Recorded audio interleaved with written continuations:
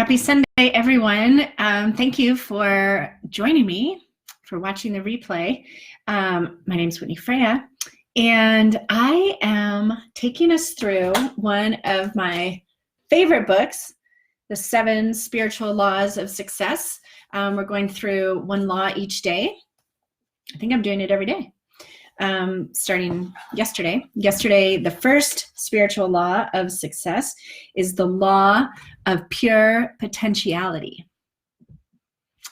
That's a really fun one, and so clear how the blank canvas, or the canvas, even if it's already got paint on it, is full of potential, that there is no end to the list of things you could paint on a canvas. So we really explored that yesterday. You can scroll down in my timeline here to check that out. And today, the second spiritual law of success is the law of giving.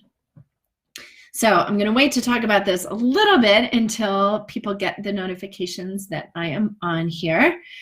But what I love most about my personal painting practice and the personal painting practice that I teach is that it provides you and me with a way to explore how to create our lives so that we are happier, more fulfilled, more self-aware, so that we are living and creating and being and vibing at higher levels of consciousness, that we are following our own highest wisdom rather than that which society or our parents or anybody else might say.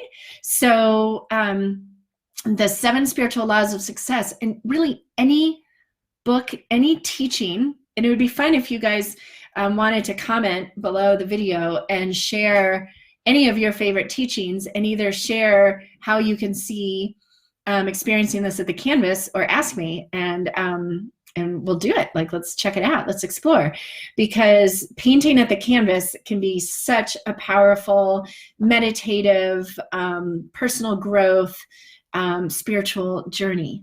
And that's the way I like it. Not just painting for product or painting to get good. It's painting to be in this co-creative relationship with your highest creator self. And so I love this. When I first started, when I first opened the book today to what the second spiritual law of success was, and I saw it was the law of giving, you know, I've read this book a bunch, but I haven't read it in a long time. I was like, ooh, okay, this will be interesting. Hi, Beth. This will be an interesting way to subject to explore at the canvas, but it's perfect. Okay, so listen to this. The word affluence comes from the root word affluere, which means to flow to. The word affluence means to flow in abundance. Money is really a symbol of the life energy we exchange and the life energy we use as a result of the service we provide to the universe.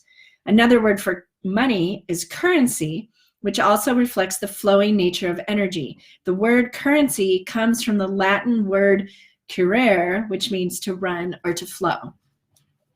So if you've been following me at all, you know flow is a big word. I have my Super Soul Flow meditation course. My Creatively Fit coaches experience that in their training and are able to teach that. I believe that life is the canvas of your soul, that this physical vehicle down here on the ground is really more like the paintbrush than the artist. That my highest path and my most authentic and fulfilled expression in this physical realm will be when I allow spirit, that wisdom, the creative inspiration to flow through. This is very big magic, Elizabeth Gilbert, right? When she talks about how ideas are always looking for hosts. And they'll find you, and you get that aha, and you get inspired. And if you don't continue to create that idea into reality, it will leave and it will go find somebody else. I loved that part. So, how to practice the law of giving while you paint. So here's the thing. One of the things Deepak Chopra says, again, right away, is that giving and receiving are like two sides of the same coin. You can't give without also receiving. And so it is this flow of energy, the law of giving, being in a state of awareness around how you are giving energy out into the world that is beneficial, positive, which I know you all are. And then harder at times can be the receiving, how to receive that. But abundance is when we're in flow. And the law of giving is just as much about the law of receiving. Okay, so let's bring this to the canvas. At first I was kind of like, because we're thinking law of giving, like giving material things. But what about giving energy? We all know, hi Camille, we know from like Power versus Force by Dr. David Hawkins that every emotion, every person, every movie, every book, every word, every thought has a vibration, right? And when we vibrate at a higher level, we actually raise the vibration collectively. We raise the average. So when you go to your canvas, you can go kind of nervous, afraid if you're going to be able to paint something good enough. You can be thinking about basically you, right? Which again, been there, done that. Do I have what it takes? I'm learning something. This is for me. This is for me. This is for me. What if you switched that around and allowed your painting practice to be not only for you, but for the world? What if your painting practice became where you go to raise your vibration, which thereby raises the vibration of everybody and everything around you, and to receive the inspiration that's wanting to come through? I'll give you an example. Let me get this painting. Okay, so here's a painting that I painted, very much inspired by Don Jose Ruiz, my good friend, and the story of Quetzalcoatl. So this is the plumed, feathered serpent, okay? And the story of Quetzalcoatl is pretty awesome. And it's basically, in a nutshell, there was a little snake that was afraid to go out into the light, and so it stayed hidden in the cave. And the rain god or something saw him and sent rain to flood the cave so that the little snake would have to go out of the cave. And when he was finally out in the light and he looked down on the water that he was swimming on, I guess wriggling around on, he saw the feathers of a beautiful bird flying overhead, and it looked to him like he had feathers. And he wished and wished and wished that he could have feathers. And so the short of it is he was granted feathers. And then his mission on the planet was to go around and help inspire people to think big, to think creatively, so that they could also become a winged serpent. Okay, so I read that story, right? And I'm totally inspired by it. First of all, I paraglide, right? So I'm all about wings, and I never thought I would do that. I started at age 46. And then the creative empowerment, which is kind of also my gig. So I painted the Quetzalcoatl, yes, because I wanted to, but also because it felt like an energy that the world needs right now, right? So you could go to your canvas to give positive energy to the world. You could go to the canvas to, and I have this vision, you guys, of going to the border and sitting there and painting hearts and hearts and hearts, right? But I could paint hearts in my home and post them and send them to the people in the detention centers on the border, just as an example, right? I often paint mantras into my paintings. I painted a mantra onto the front of my house. And this is a beautiful mantra that connects with this chapter, actually, that you could paint into all your paintings, which would therefore make every painting you did in alignment with the law of giving. And I'll type the mantra in the comments, but it's Loka Samasta Sukhino Bhavantu. Loka Samasta Sukhino Bhavantu.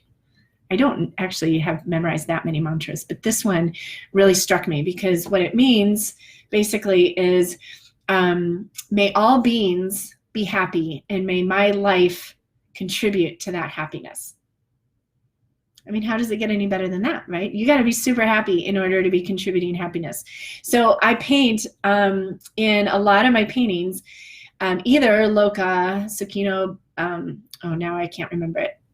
Loka, Samasta, Sukino, Bhavantu. I either paint that into my canvases, or I'm painting other positive sayings for myself and for the world, right?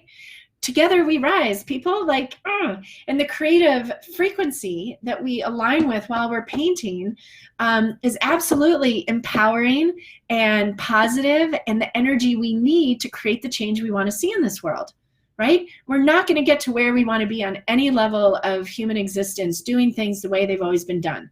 We have to lean into the unknown and be comfortable with making a mistake. You know, one of the things I teach when we're painting is that we paint over and over and over a canvas. I showed this one yesterday. Sorry, I need to get more paintings around my deal. This was a painting, a whale, and now I'm painting something else over it. And there's all kinds of intentions painted into that painting. So just from painting, you can give positive, amazing, loving, compassionate, peaceful, supportive, courageous, you name it.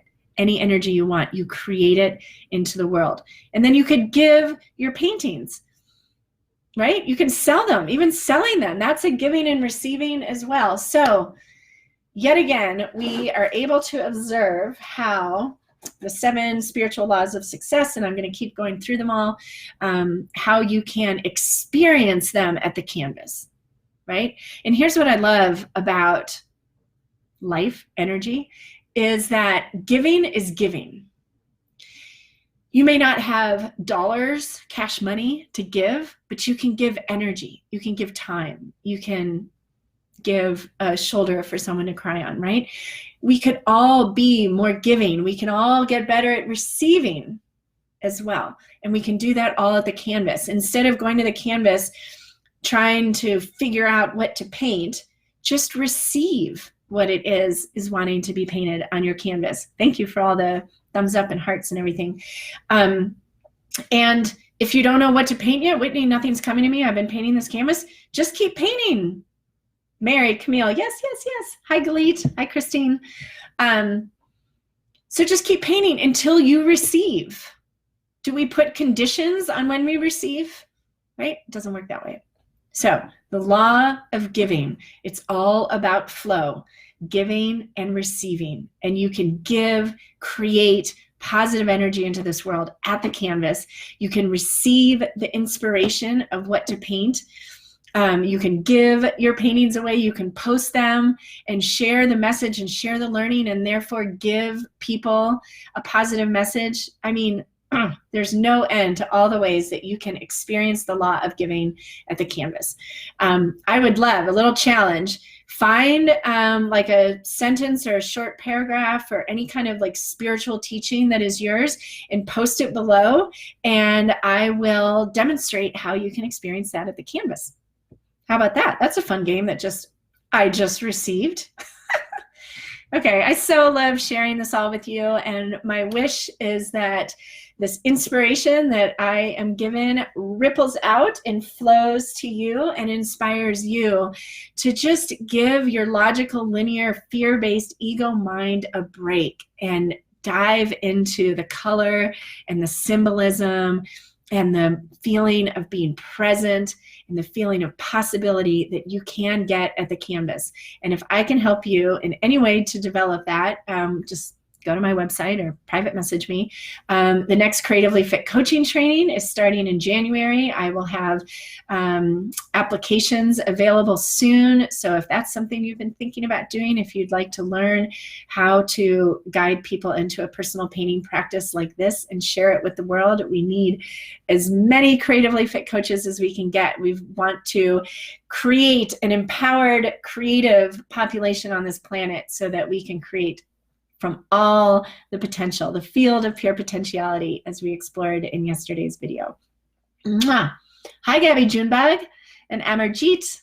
Thank you for joining. Go back and watch the beginning. I don't want these to be too long. Sending you all lots of love this Sunday evening. Bye-bye.